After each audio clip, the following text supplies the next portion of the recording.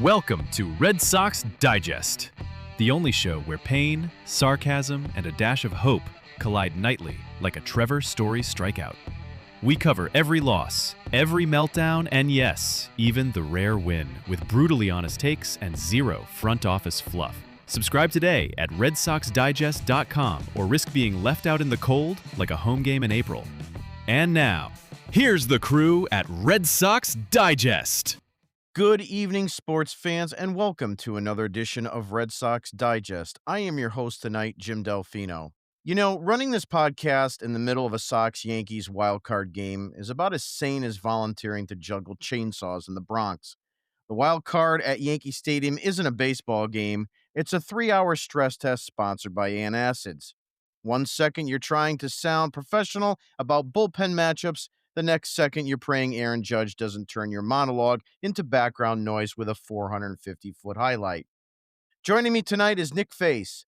Nick is the human embodiment of a Red Sox rant thread, loud, relentless, and guaranteed to trigger at least 3 Yankee fans before the first pitch. He doesn't just watch wildcard baseball, he cage fights with it. If the Sox lose like they did tonight, he'll argue with the parking attendant on the way out of Yankee Stadium if he needed to. If they won, he'd still argue, just with more hand gestures. Also joining me tonight is Thayer Doyle. Thayer watches a Sox-Yankees game like it's Shakespeare in the Bronx. He'll break down every error like it's a tragic flaw in Hamlet, except the only tragedy is watching Ceddanne Rafaela try to bunt. Thayer believes still that defense wins championships, which is adorable considering Jarren Duran would say otherwise. Let's get into it. Your Boston Red Sox dropped Game 2 in the Bronx 4-3 in a performance that could only be described as 9 innings of whiplash. Top of the first, the Sox step in against Carlos Rondon. Refsnyder down swinging, Story down swinging, Bregman flies out, nothing doing.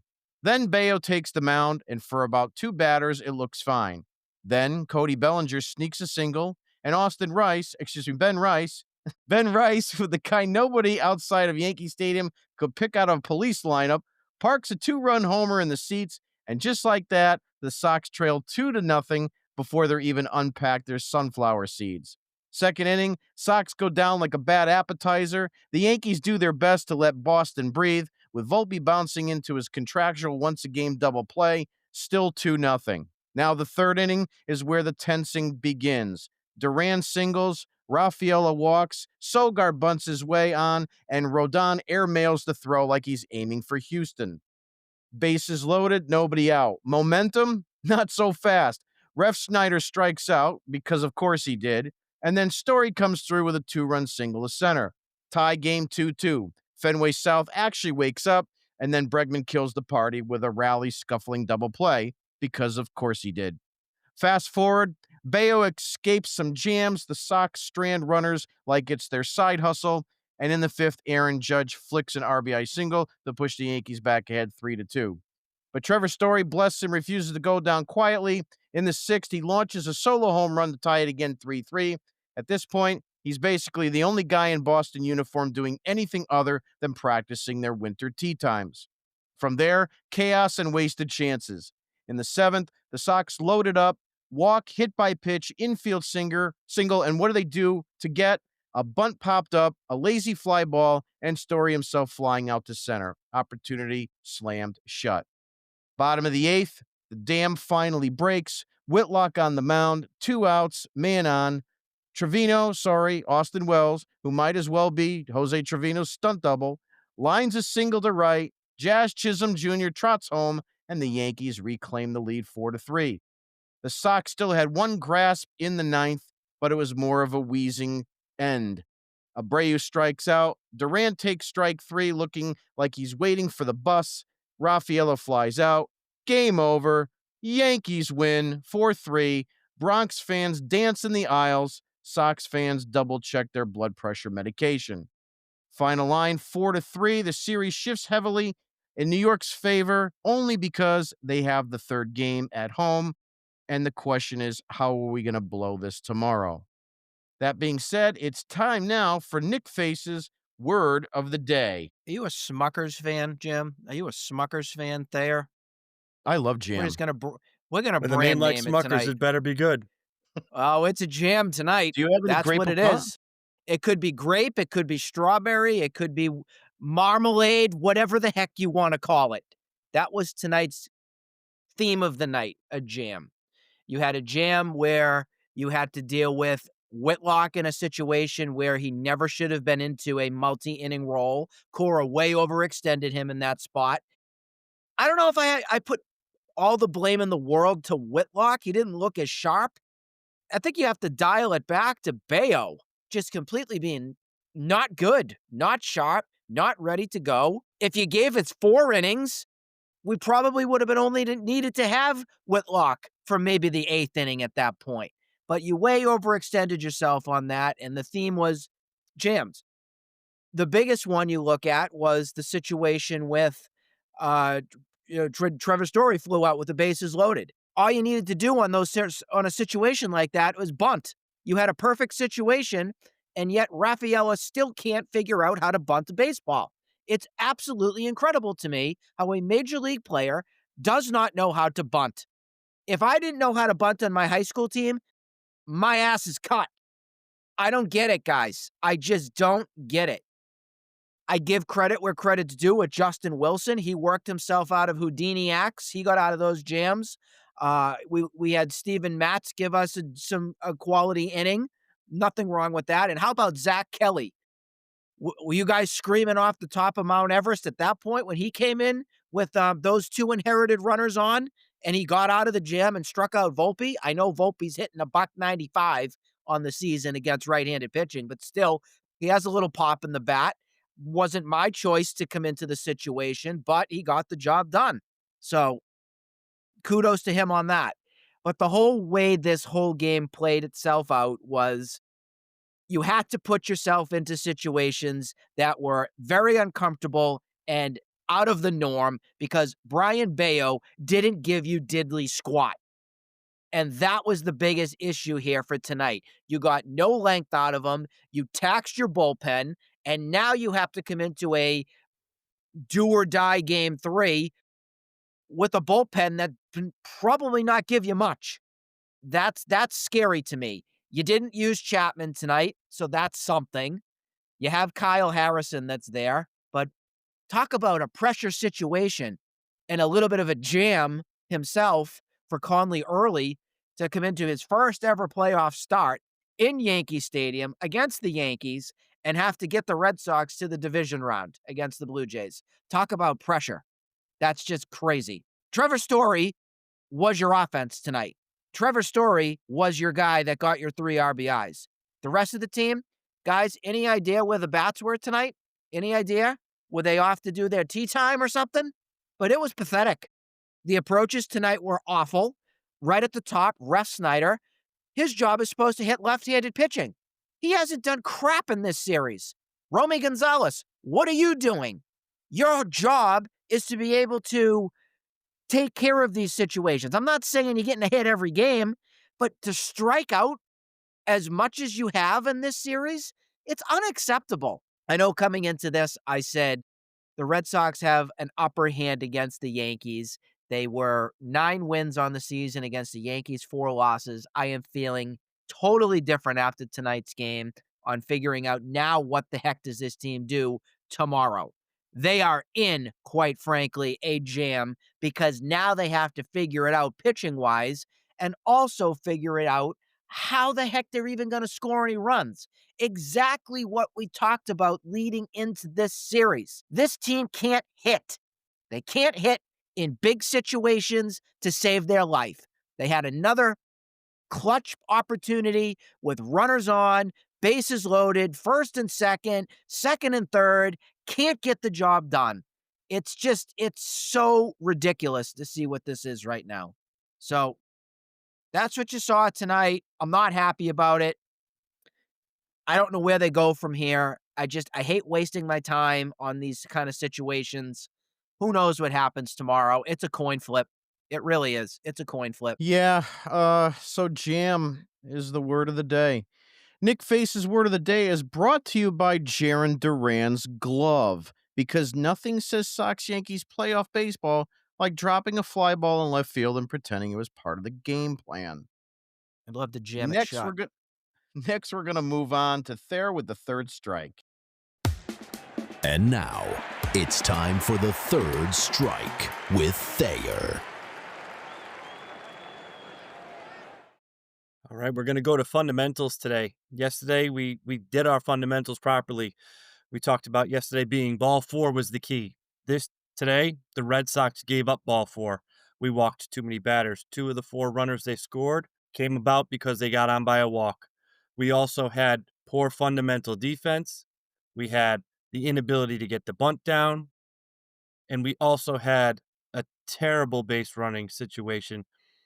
That inning when Yoshida comes up, you have first and second and a full count. Eaton did not take off the way he should have. He should have almost been on third base by the time that ball got to the plate and Yoshida started to swing. He didn't bust it the way he should have. He came around third with his head down. The coach wasn't doing what he was supposed to be doing, and really knowing in that situation, Jazz Chisholm wants to be a hero. He made a fantastic defensive play. You know he's going to try and throw that ball. There should have been no doubt that the the runner was going. The coach should have been sending him. That ball was up the middle. If he throws him out the plate, oh well. Tip your cap to him. He needed to come around. It was just a lack of fundamentals, and that's why they lost this game. Nick, I give Cora all the credit in the world. I said he should have pulled out Bayo early. He did it. He had everything set up. Really, this game should have been 3-2 going into that last inning with Whitlock. It probably should have been more than 3-2, but we catch a fly ball. We're still winning. We have all that momentum. We have all that opportunity. The Red Sox gave this game away. Ironically, I'm not as, I don't want to say I'm not concerned, but I'm not as hopeless feeling as I think you are for tomorrow. Because tomorrow we have the lefty going. Right now, who's hitting the ball for us? Our left-handed hitters. They have to throw a righty, and they have nobody else in their bullpen other than the one lefty. That might give us a bit of an advantage. We don't have to have Romy Gonzalez, who can't hit himself out of a paper bag. He did a fantastic job all year, but right now he's struggling. We don't have to worry about that. We don't have to worry about Ref Snyder. We have Yoshida, God bless us, Yoshida, and we have the left-handed lineup. I think it's, and it's going to be all hands on deck. I say it's 50-50. And again, probably our advantage because Cora outmanaged Boone today. Boone, I knew he was going to do it. He left in the pitcher. Yesterday, he took the pitcher out. Today, he left in the pitcher. We had it all set up. He left him in too long. He walked two guys, and that's when we should have just blown it wide open. But again, the fundamentals because we can't get a bunt down. And that's the third strike. Yeah, it's unfortunate. The Red Sox should have won this game, clear and simple. The fact is that, like you said, the fundamentals fell apart, and that's the reason why we lost this game. So the third strike is brought to you by Fenway's Trout Urinals, because sometimes being a Red Sox fan mean you need to just got to stand shoulder to shoulder and suffer together. That's your best one yet, I have to say. Mhm. That's your best one yet. People look forward to them. Yeah, Um, I'm sure there are. It's time to break things down. The first thing I want to break down is the lefty killers. So Ref Schneider and Romy, they're in this lineup to hit left-handed pitching. What happened here, Thayer? Well, Romy is struggling. He's been struggling for a while. He has really no idea what's going on at the plate. We watched him take a lot of pitches right down the middle, swinging the balls off. He's just not in it right now. He's not in the zone. This happens, especially to platoon players like we see. So that's what's going on from his standpoint. And he's not even making contact, so he can't even use his speed and his wheels and do those intangible pieces. And Ref Snyder, I'm not sure what his deal is. Maybe he's pressing a little bit, but that at bat he had with men on the bases loaded, that was just a hideous at bat. He had two pitches that were sliders up in the zone that are automatic fly ball pitches. You swing, you put the ball in play, you hit your fly ball, you drive in the run. He takes them both and then swings at the slider down and away. Just the lack of approach. Probably he's pressing. It's probably a situation for him. I know they were talking about he hasn't been in the playoffs in quite a while. that's difficult, and he's probably pressing a little too much. Nick, I'd like get your take on our lefty killers. Similar question to you as I posed to Thayer. What did you see tonight from the R&R boys? Absolutely nothing. Absolutely nothing. And it came also really from last night as well, too. I am wondering if this also has to do with the comfort feel. And what I mean by that is Rob Refsnyder is not a leadoff hitter, but the Red Sox also really don't have a leadoff hitter. That's the problem. They have guys in all these different situations in this lineup that really should be hitting. I mean, look at Navarez. What the hell is Navarez hitting fifth for tonight? Like what? Why? That can't happen. But that's what you got.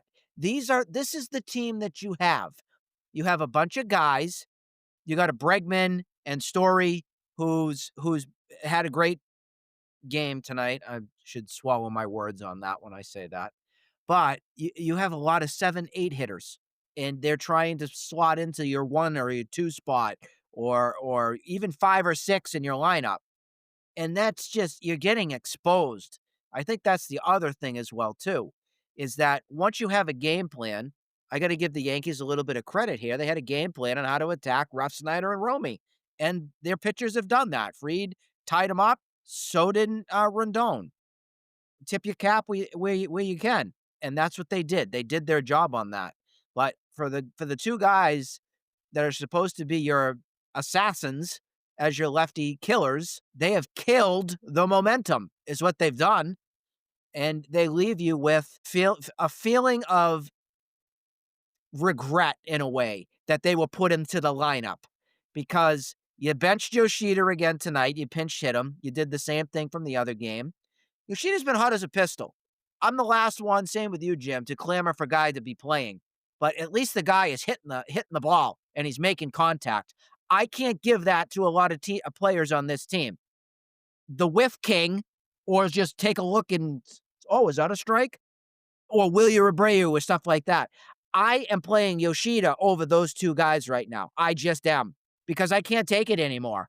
I don't even understand why Abreu was up in the spot where he was in the ninth. I knew a strikeout was coming. I knew he was going to be overmatched. Duran has absolutely no clutch gene in his DNA.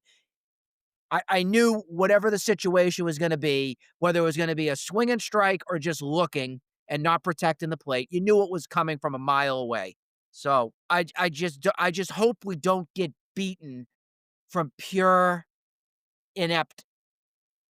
What I'm trying to say is I hope we don't get beat by pure inept approaches when you come up to the plate, and that's where it's got to change, even into next season as we plan ahead.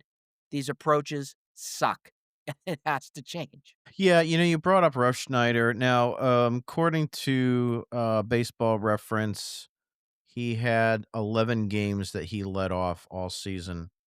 So obviously not a lot of experience as the leadoff guy. And, for Cora to do it twice in a row, you can obviously, point fingers in a lot of places, but, Ref Schneider didn't lose you the game. We'll continue talking about all the people that did today, because this game you should have won and you should be resting tomorrow and getting ready to take a flight to Toronto, but that didn't happen. I want to move over to Garrett Whitlock a little bit. Garrett Whitlock cannot pitch more than 30 pitches. It just seems to be that when he was a starter, once he was in for a couple innings, all hell broke loose. And even when you saw this earlier in the season, when he had longer stints and longer innings, that's when he got in trouble. He needs to be a 1 inning, 20 pitch less reliever. And I think anything more than that, and the cookie starts to crumble. Nick, I'll start with you. Do you agree, disagree? What's your take on Whitlock tonight? Know your role. And the role that we found out this season that Whitlock is a 1-inning guy. He was our dominant 8th inning guy who was able to get the ball over to Chapman and make a pair of a dominant 8th inning guy and 9th inning guy to close the game. That was your given in geometry. We knew that. But the problem that existed here tonight was Bayo couldn't give you length. And Cora was trying to manage a pen off of the lefties and everything that was there. He needed to either put Tolley in early or figure out what he wanted to do with Peyton Tolley maybe a little bit earlier in this game. Because to finagle and move around and make adjustments with Whitlock is a very delicate and fragile situation. Let's say that they get into the next round against the Blue Jays. Whitlock just threw 45 pitches.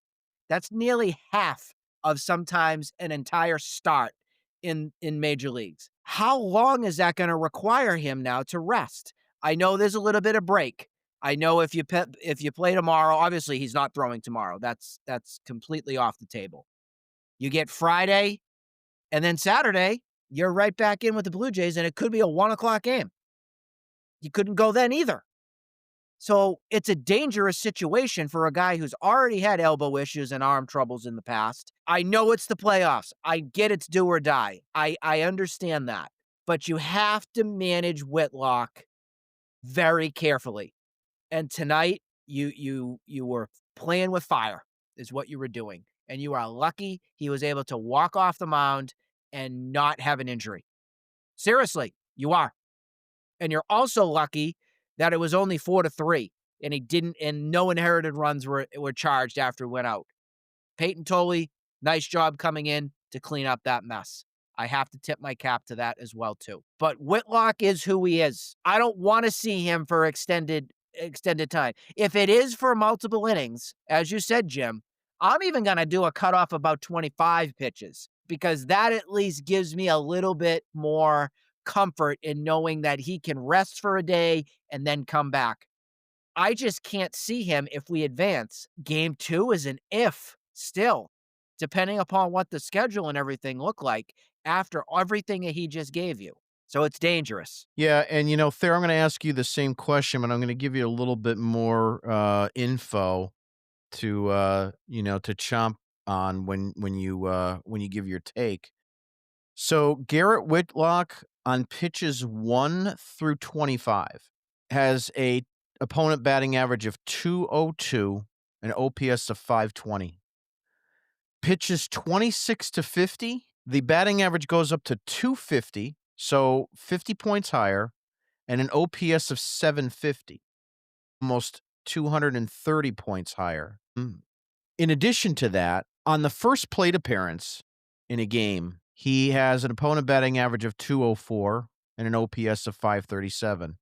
If he sees that player again in the lineup, it balloons to a 500 batting average and an 1100 OPS, which is insane. Now, it's a very small sample size. Jim, what's his walk rate? What's his walk rate? I'm just curious. I'll have to find that. Thayer, why don't you start, and then I'll see what I can dig up here. You don't need to. The way I see it is this. Would you rather have Zach Kelly pitching? Nope. Would you rather have Weissert pitching? Nope. Would you rather have brought in Tolley? Nope. Would you have rather brought in Harrison? Nope. This was set up, so I would have done the same thing. Whitlock, yes, he is fantastic in a one-inning situation. But the game played out this way.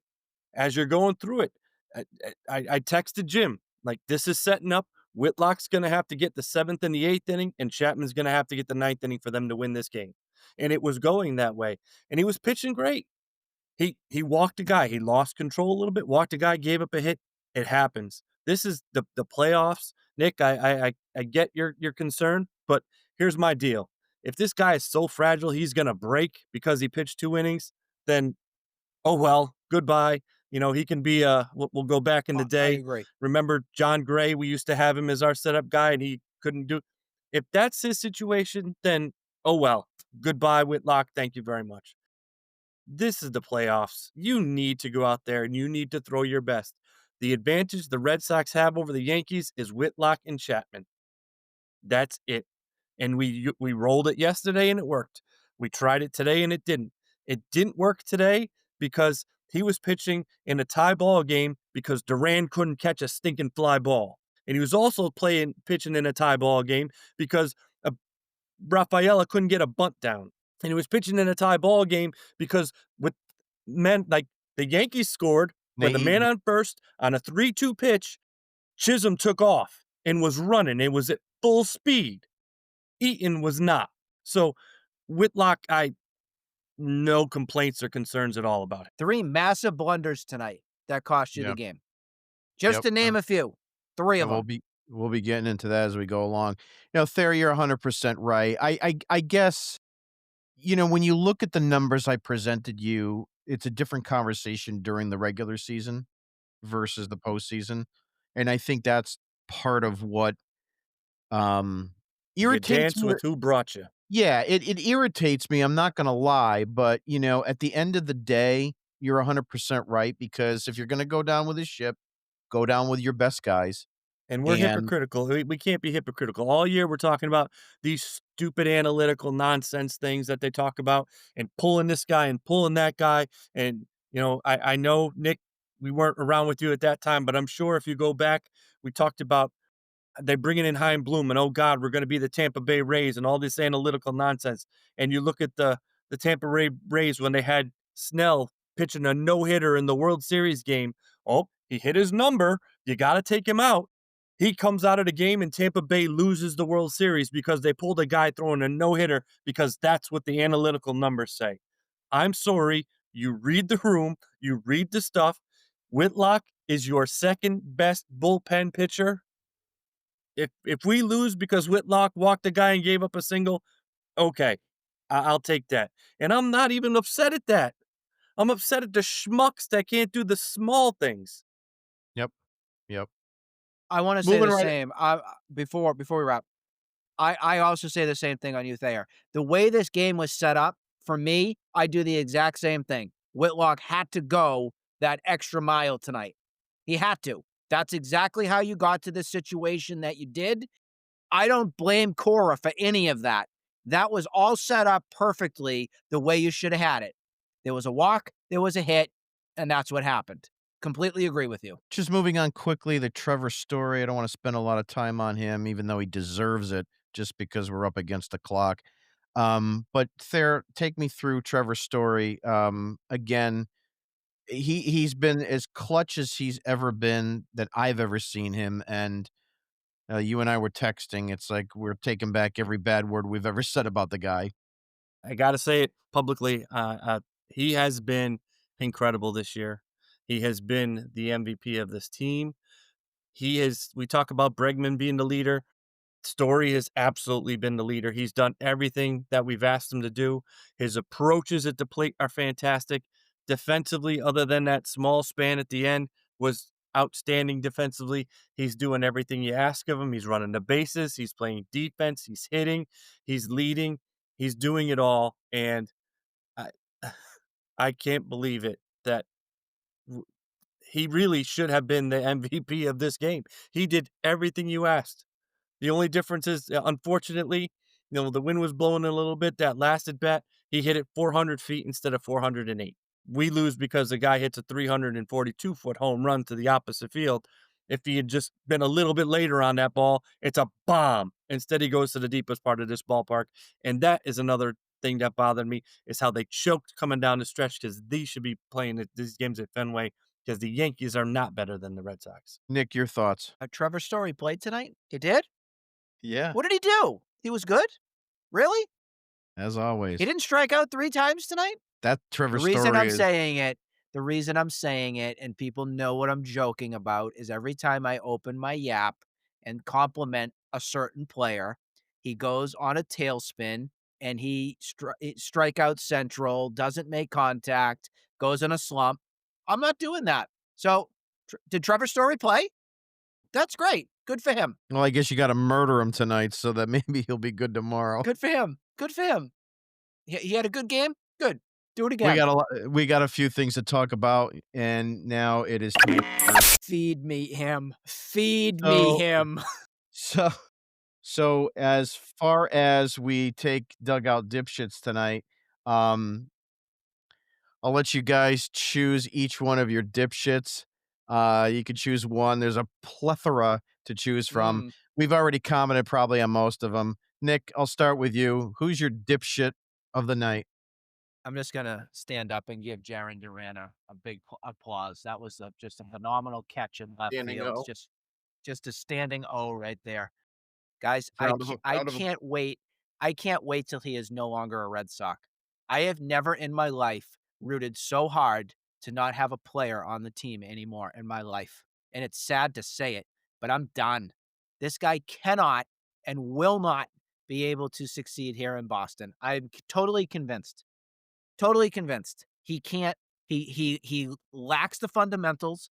He always is doing something that can be a detriment to a game at some point, whether it's an approach at the bat, whether it's the way he's fielding a ball, communicating in the outfield, something on base, who knows what it is. He just lacks those fundamentals that we try and talk about here and we preach so much. What the hell was he doing? That was not a hard catch to make whatsoever. And I'm not a major league player. I'm not trying to come at this and saying, "Oh, well, I could have done that."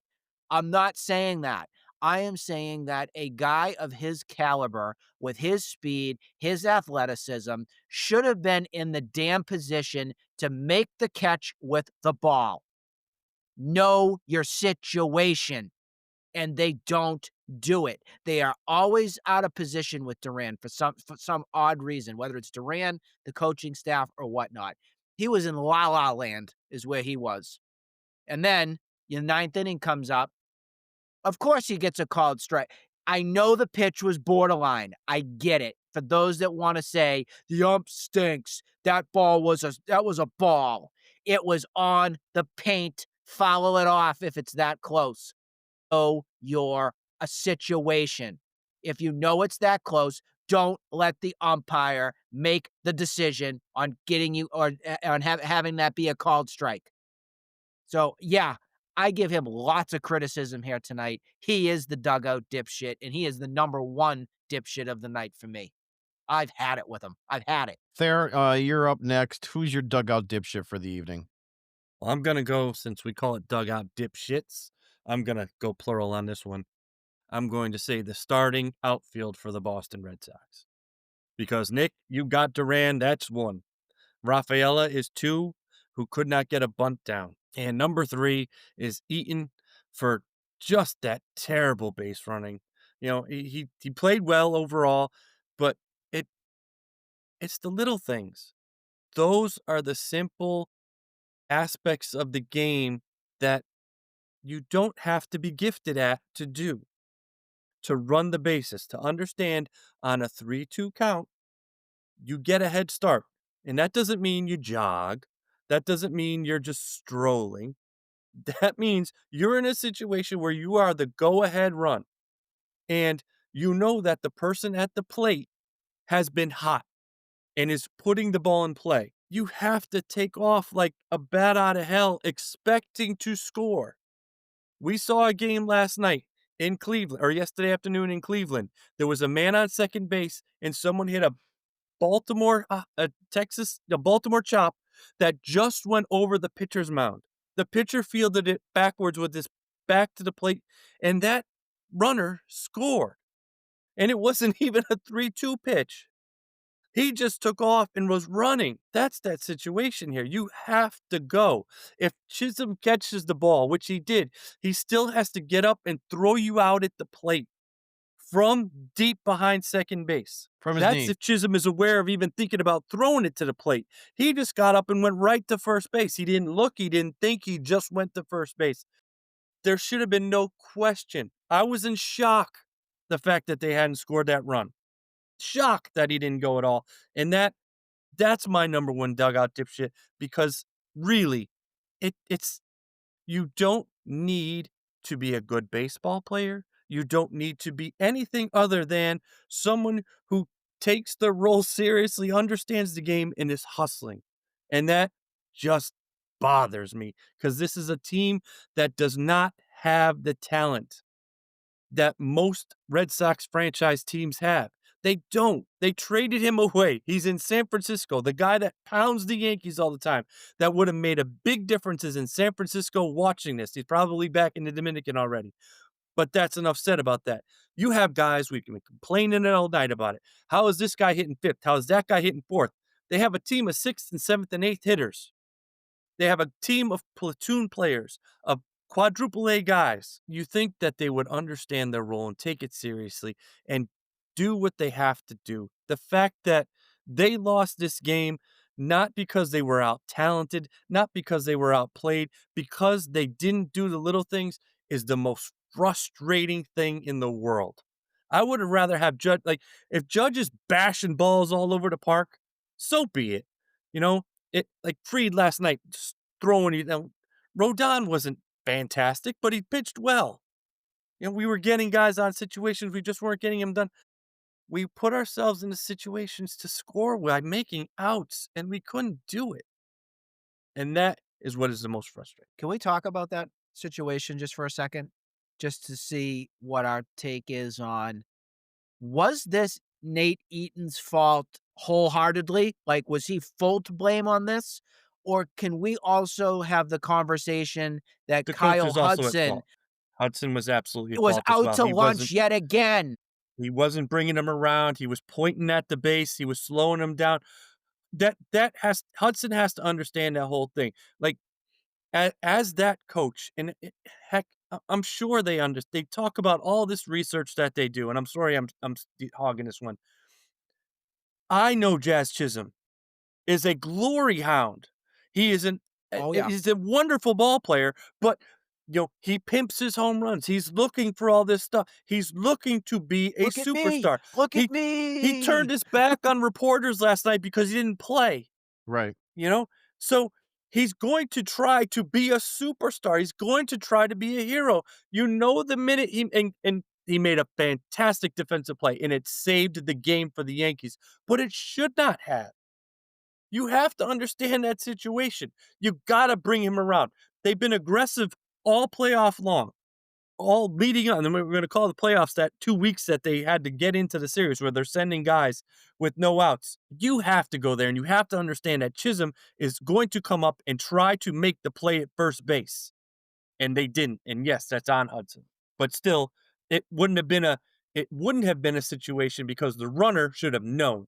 If he's busting it all the way, then Hudson's play is simple. If he's already at third base by the time he's getting that ball, just go and force this guy to make a great play. Just go. But he didn't put Hudson in the proper position, and Hudson didn't help himself at either by being tentative. I think Yeah, I was most stunned that it was Nate Eaton with all the wheels in the world Yes.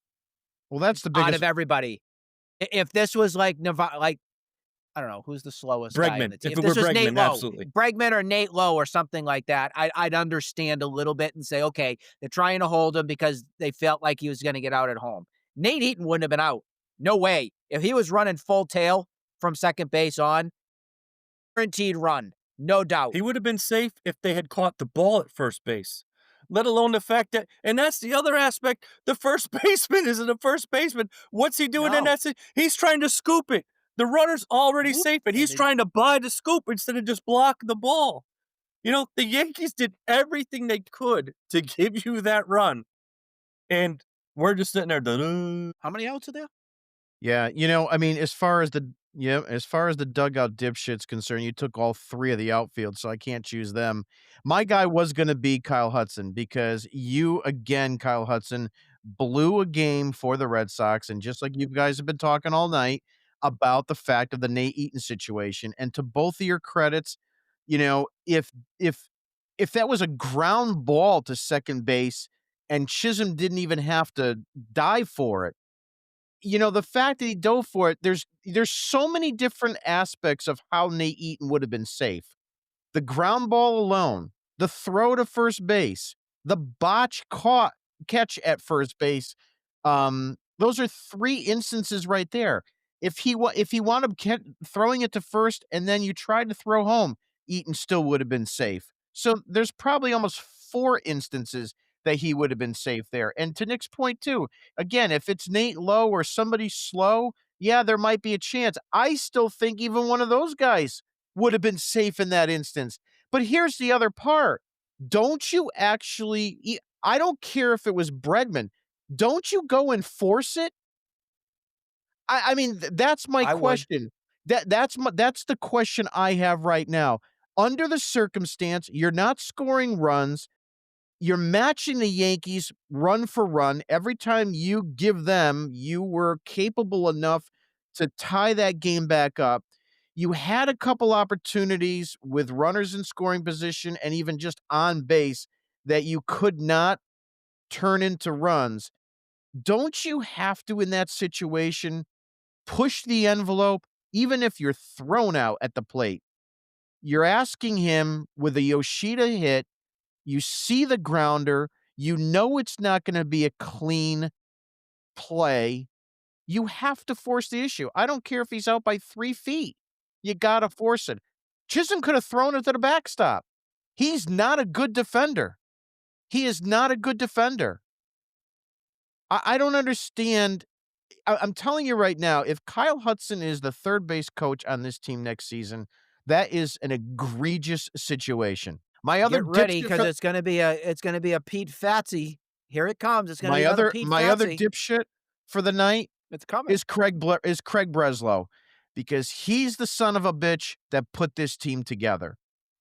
And I don't know who on their bingo card on opening day would have said, this Red Sox team is going to face the Yankees in the first series of the playoffs. And oh, by the way, Ref Schneider's going to lead off. Nate Eaton's going to be in right. And Nick Sogard's going to be at second base. Vegas should have taken odds on that. It's absolutely pitiful that that was your lineup and that is your roster construction, Craig Breslow. And here's where I twist the, hold on a minute. Here's where I twist the knife. You should have won the game. You should have beat the Yankees.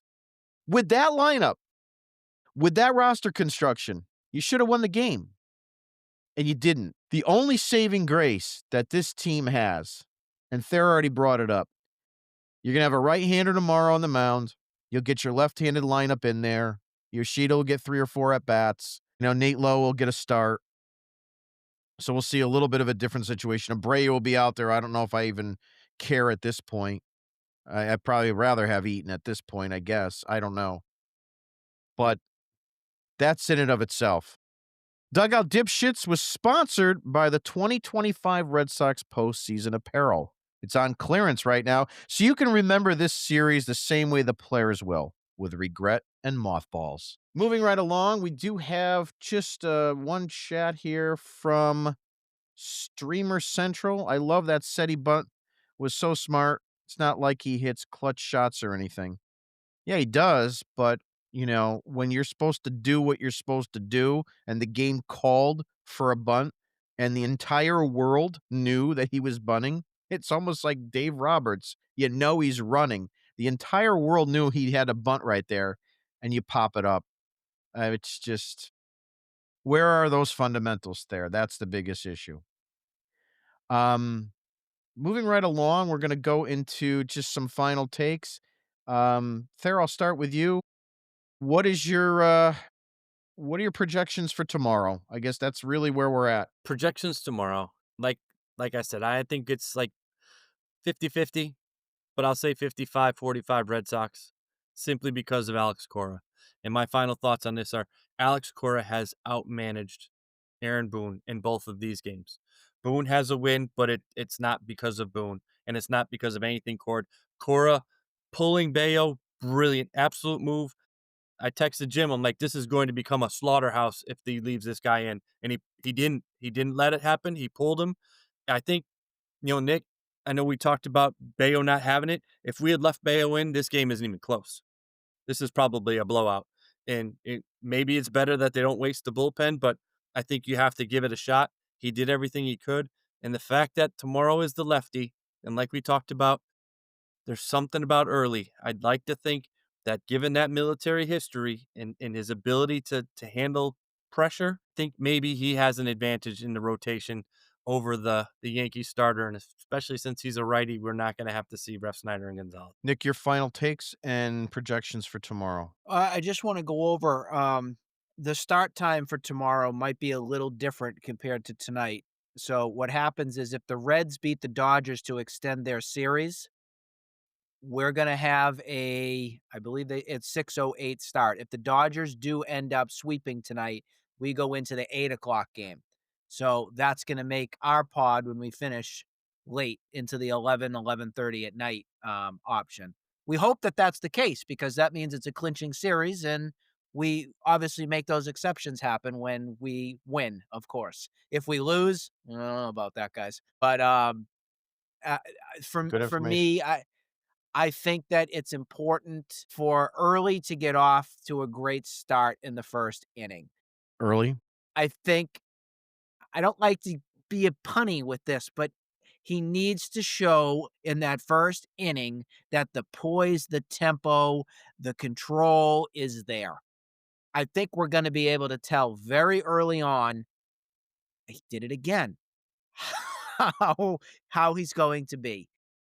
Out of all the pitchers that we've seen come up recently, he does seem the most special because I do think that he doesn't shy away from the big moment. He's already spoken about can't believe that this is a dream come true to be able to pitch against the Yankees in a must-win game in the playoffs. He wants this. He's embracing it. So let's see how this goes for him. He's got everything lined up exactly how it should be. It's a lefty going against the Yankees lineup, which is a great advantage, which means that they're going to go back to probably their game one lineup, I would assume. And if Aaron Boone doesn't play Ben Rice, that'll be shocking. That will be shocking. But I do want to say though, I was getting a little annoyed with how much they were hyping him up that much. I get it in a way, but in another way, let's let the kid breathe here a little bit. I felt like the ESPN broadcast was a little too happy with him, and I'll keep it PG. So, Nick, who wins tomorrow? It sucks. And I say that because I think you're gonna see a hell of a start from Conley early. I really do. I think that this kid is ready for it, and I think that that's why he's your game 3 starter. Why it's not Tolley, why it's not Harrison, why it's not Dustin, forget about me, May. That's why it's Conley early. That's why this kid is in my eyes, I think he's gonna be the real deal. I like him too. Obviously, it's a big start for him. He's never faced the Yankees before. There's been a lot to like. Like I said on a previous episode, the only thing that really kind of got a bugaboo in his head was when he allowed, and I forgot who the guy is that Simpson that leads off for. Okay, when Simpson got on for Tampa Bay, there was just a lot of him concentrating too much on that. So I think the key to early is going to be trying to avoid guys on base, especially guys that can run. Um, so your Chisholms, your Volpes, guys like that. If he can neutralize that, I think he'll be effective. I also question how long he's going to be in that game because, I mean, the advantage here, and I am going to pick the Red Sox as well, just because I hate the Yankees. Uh, but they're not that good of a team, the Yankees. Again, I brought it up earlier before when I said that Breslow was my dipshit for creating this roster. You still should have won today. Um, Hill kind of gets Gil Hill. He kind of gets me a little concerned, but at the same time, I think we got the better lineup going. But Alex Cora could definitely be the X factor in tomorrow. I think you're going to see a very shrewd Alex Cora. Not that he wasn't shrewd in game 1, 2, and the first game of that Detroit series, but I think it'll even be more shrewd. And if he feels that Connolly Early's only going as an opener for an inning and a third, then so be it. So don't be surprised on really anything tomorrow. Um, that's kind of how I'm seeing it. But The key to it's gonna be they gotta do what they did in game 1 and game 2. They've gotta keep it close, and they can't let an inning get away from them. Um, you look at the Chapman inning in the ninth in game 1, getting 3 guys on with no outs and trying to come out of that. Chances are you're not gonna be able to hit that lightning in a bottle yet again, so that's what they need to do. Like today, you gave up 2, you scored 2, you gave up another, you scored another. That's the worst that can happen because it's probably gonna wind up being a bullpen game. I mean, if Early goes 6 innings and has a shutout, great. I'm not expecting it, but I think Alex Cora somehow, some way would be the reason why they take game 3, and that's the bottom line because Stone Cold said so. And Jim, That it's not Heel, it's Schlittler. Oh, really? Yeah, it's not Heel, it's Schlittler, and he's only making like we're talking about early making his 4th major league start. This kid's making his 11th. They're not So going it with heel, huh? no. So this kid, and he's got an ERA under 3. He's pitched pretty well, but going back, he's pitched against Baltimore twice, who's been nothing. He pitched against Minnesota, whose offense isn't that great, and they got him for 4 runs in under 5 innings. He pitched against Detroit, who can't hit. He pitched well against them. Toronto lit him up for 4 runs in 2 innings. And then he pitched against the White Sox, the Nationals, the Rays, the Twins again. Nothing fantastic. He pitched against Houston and, gave up 2 runs in 5 innings on 7 hits, and then pitched against Miami. He didn't face really the only offenses he faced that were any good were Houston because it was early on in August, and they still had Alvarez rolling, and then they faced Toronto, and both of those offenses pounded him. So, not that we have an offense that's going to pound anybody, but it's someone that is pretty hittable. He had lots of early. He's a strikeout guy, so that's going to be the key. We have to avoid that. But he's also a guy that's been wild, multiple walks a game. Interesting. Yeah, I'm sorry I didn't realize that. I just assumed Hill. But look, I mean that's maybe even better news. So hopefully the Red Sox can capitalize. The other thing of it is too is that I think Alex Cora's got to play a little bit more for the small ball. So I mean, if we've got these situations of first and second no outs, he's got to start moving runners over. You got to try to manufacture runs and stop trying to get a 3-run jack. He tried today and he couldn't do it. So No, I I know. almost wanted. I mean, I know, but you know what? Any opportunity is what I'm saying. I don't, I don't want to see Jaron Durant come up with 2 runners on and no outs and Right, and not strike bunt. out or pop up to short. I don't want to see that. It's got to stop. Um, because it just Completely we just agree. we can't have that Pop anymore. up. Did you say pop up? You're really nice or something. You mean strikeout? Yeah, strike out the eyes. Well, that's gonna do it for tonight. I wanna thank Thayer and Nick for being on. We will, if you're not a subscriber to our website yet, go to redsoxdigest.com and subscribe for our newsletter. It comes out just about every day, especially during the season. That being said, we're gonna call it for tonight. We will be on tomorrow, win, place, or show. Hopefully it'll be a win, and, we'll see you tomorrow night. Obviously, keep in mind that potential for, a change in the game start time. Have a good night, everybody, and take care.